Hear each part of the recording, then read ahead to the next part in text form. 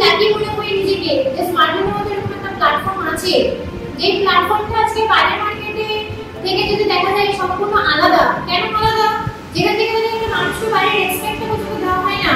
আজকে smart valley এমন একটা প্ল্যাটফর্ম, আজকে যদি দেখা যায় সত্যি মেয়েদের জন্য খুব ইজি এমন একটা প্ল্যাটফর্ম। স্মার্ট ভ্যালি অলরেডি শুধুমাত্র স্মার্ট ভ্যালি হচ্ছে একটা প্রফেশন যে মেয়েদের সাকসেসের জন্য।